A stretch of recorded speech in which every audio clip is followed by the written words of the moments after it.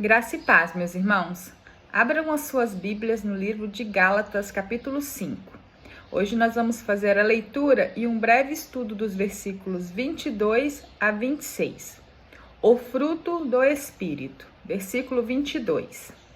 Mas o fruto do Espírito é amor, alegria, paz, longanimidade, benignidade, bondade, fidelidade, mansidão, domínio próprio. Contra estas coisas não há lei.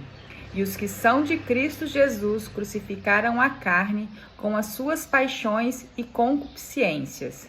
Se vivemos no Espírito, andemos também no Espírito. Não nos deixemos possuir de vanglória, provocando uns aos outros, tendo inveja uns dos outros. Meus irmãos, continuando o estudo de Gálatas 5, nós estudamos no vídeo anterior a respeito sobre as obras da carne. E agora nós vamos falar sobre os frutos do Espírito. É uma passagem bem conhecida, bem batida já nas pregações pelas igrejas, mas vamos trazer as definições de cada uma das palavras individualmente para que haja o entendimento do que são os frutos do Espírito ao qual Paulo se refere. Antes de iniciarmos, vamos fazer apenas uma revisão do significado e a diferença entre obras da carne e frutos do Espírito. Obras da carne referem-se a comportamentos e atitudes pecaminosas que se originam da natureza humana caída e são contrárias aos desejos e propósitos de Deus. Já os frutos do Espírito refere-se às qualidades e características que se manifestam na vida de uma pessoa que anda guiada pelo Espírito Santo. Iniciando aqui a lista com os frutos do Espírito aos quais Paulo nos demonstrou exclusivamente nesse capítulo de Gálatas 22. Nós estamos estudando a Bíblia em ordem cronológica, versículo a versículo, para não pular nenhum, para que todas as dúvidas, todos os significados sejam trazidos. Não é uma análise ampla de toda a Bíblia dizendo sobre frutos do Espírito Santo. O primeiro é amor. Trata-se de um amor sacrificial e incondicional, que busca o bem do outro. O amor na Bíblia, ele vai além de sentimentos românticos ou familiares, abrangendo o amor a Deus, ao próximo e até aos inimigos. Mais uma vez, revisando quando Jesus foi questionado pelos fariseus qual era o maior dos mandamentos, e Jesus disse que os dois maiores eram: o primeiro era amar a Deus sobre todas as coisas, e o segundo era amar ao próximo como a ti mesmo. Amar, meus irmãos, não tem nada a ver com gostar. Amar e gostar são coisas diferentes. Você pode sim amar uma pessoa e não gostar dela. Amar, como aqui está muito bem definido, não se trata de um sentimento romântico ou familiar. Você ama a sua família, seus filhos, seus pais? Sim. E você gosta deles? Sim, você gosta deles também. Agora, você ama uma pessoa que você nem conhece? A resposta deveria ser sim. Mas você gosta dela? Não necessariamente, você nem sabe quem é. Então, como é que você pode amar sem gostar? Amar, meus irmãos, nada mais é de fazer para o outro o que você gostaria que fizesse para você.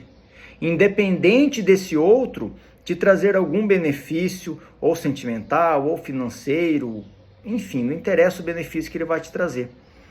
E aqui reforça ainda que é amar até os seus inimigos. Isso é o mandamento de Jesus para nós. Como eu falei agora há pouco, amar ao próximo é fazer para o outro o que você gostaria que fizesse para você. Então, se a pessoa é seu inimigo, primeiro que nós não devemos ter inimigos. Mas isso, infelizmente, é coisa do mundo, não tem como nós evitarmos. Mas nós não devemos agir com esses inimigos da forma que eles agem contra nós. O que significa? Significa que nós devemos amar. Amar é desejar a ele o que nós desejamos para nós. Então, um exemplo.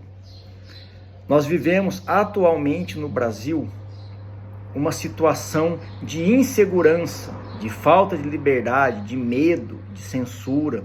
E nós estamos preocupados com isso, com a nossa liberdade, com os nossos direitos. Estamos preocupados com o nosso futuro e o futuro dos nossos filhos. Mas nós, como cristãos, não devemos desejar o mal aos nossos inimigos. Nós devemos desejar justiça. E a justiça, ela tem que ser a mesma que cai para mim, que cai para você e que cai para o próximo. Isso é o amor. A alegria vai além de um simples sentimento passageiro, sendo apresentado como um dom do Espírito Santo, um fruto que se manifesta em diversas situações, inclusive em meio a tribulações. É uma alegria que provém de um relacionamento com Deus e com Cristo, e que não depende das circunstâncias externas. Eu me lembro quando uma passagem bíblica, onde Pedro e Silas, que eles foram presos, foram chicoteados por estarem pregando o evangelho, e eles louvavam e oravam presos na cadeia. E aí o carcereiro foi convertido, enfim, é uma outra história que nós já estudamos anteriormente. Mas o que eu quero chamar a atenção é, no dia seguinte, eles foram soltos e eles foram convidados a se retirar da cidade. E eles saíram cantando, louvando e glorificando a Deus. E aí a gente pensa, com os nossos olhos humanos, mas como que eles estão felizes, cantando, sorridentes, alegres, se eles foram pregar o evangelho e não aceitaram o evangelho? Eles foram surrados, eles foram presos e agora foram expulsos da cidade. Eles estavam felizes, pois eles cumpriram a sua missão, a missão dada por Jesus. Eles não eram responsáveis pela aceitação do evangelho, eles não eram responsáveis pela conversão das pessoas, eles eram responsáveis por pregar o evangelho. E a sua missão, diante do mandamento de Jesus, foi cumprida. Então eles saíram alegres. Outro dos frutos é a paz. Eu lembro que minha mãe sempre falava que paz de espírito não tem preço. Paz não significa apenas a ausência de guerra, mas um estado de bem-estar completo, harmonia e reconciliação. Inclui paz com Deus, paz interior e paz com o próximo, refletindo uma relação correta com Deus e com o mundo ao redor. Nós precisamos de paz, meus irmãos, mas não se trata apenas de uma paz contra a guerra, uma paz social, uma paz interior, uma paz com nós mesmos. A vida que nós estamos vivendo, na maioria das vezes, não nos proporciona essa paz. Nós vemos as pessoas sempre sem tempo para nada. Elas trabalham, inclusive eu, o tempo todo, para alcançar um objetivo que você nunca vai desfrutar porque você não tem tempo para esse objetivo. Olha que incoerência. Nós devemos buscar essa paz. E essa paz, meus irmãos, por minha própria experiência, eu posso dizer, eu só alcancei a paz quando eu conheci e entreguei a minha vida a Jesus Cristo. Longanimidade, olha que palavra difícil de se dizer, mas é tão simples o significado. Longanimidade é paciência, perseverança e tolerância diante das provações e dificuldades, tanto em relação a si mesmo quanto aos outros. É a capacidade de suportar com calma e resignação as ofensas e atrasos, sem perder a esperança ou a fé. Longanimidade não é um dos frutos do Espírito que seria o meu forte, mas eu estou trabalhando para isso, eu estou tentando mudar. Isso, meus irmãos, é uma conversão. Nós reconhecermos os nossos pontos fracos e lutarmos para melhorá-los. Nós precisamos ter paciência, nós precisamos entender que muitas vezes o inimigo prepara pequenas armadilhas justamente para testar a nossa longanimidade e nos conduzir ao pecado. Benignidade. São palavras difíceis de entender, um português mais clássico, mas também é outra palavra simples. É a qualidade de ser bondoso, ser gentil, compassivo, especialmente em relação ao próximo. É um fruto do Espírito Santo que se manifesta em ações e atitudes de amor, de perdão e de desejo pelo bem-estar do próximo. Observem como tudo que Paulo está aqui descrevendo para nós e o significado individual de cada palavra, eles estão sendo abrangidos totalmente pelos dois principais mandamentos que Jesus nos ensinou, os mandamentos que o próprio Deus entregou a Moisés. Bondade é um atributo de Deus e um fruto do Espírito Santo, ou seja, nós não somos bons por natureza nós somos maus, mas a bondade é um dom de Deus. Deus nos proporciona esse fruto do Espírito. E ele manifesta-se em ações de amor, de generosidade, de misericórdia e de perdão. É mais do que apenas não fazer o mal, meus irmãos. É uma qualidade ativa de fazer o bem e ser bom em essência.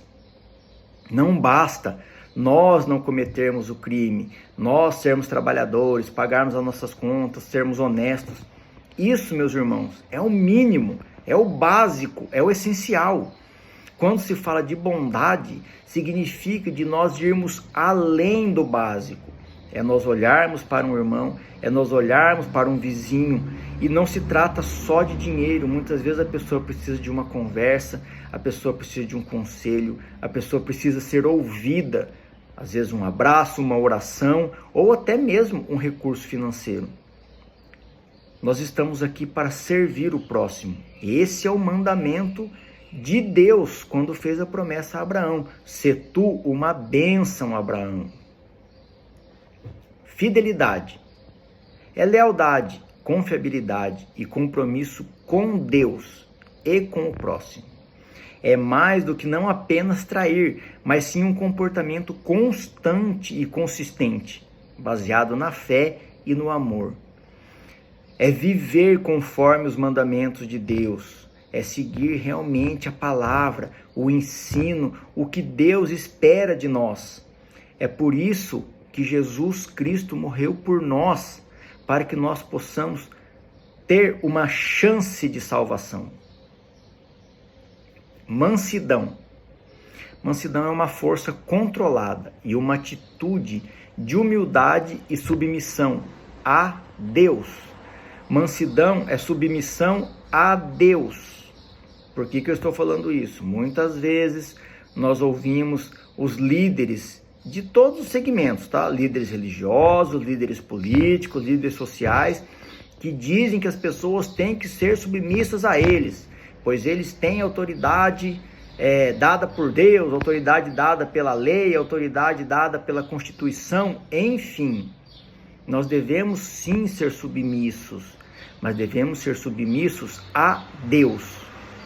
Ah, mas se o líder religioso segue o mandamento de Deus e ele vive pela palavra de Deus, consequentemente você vai ser submisso a ele.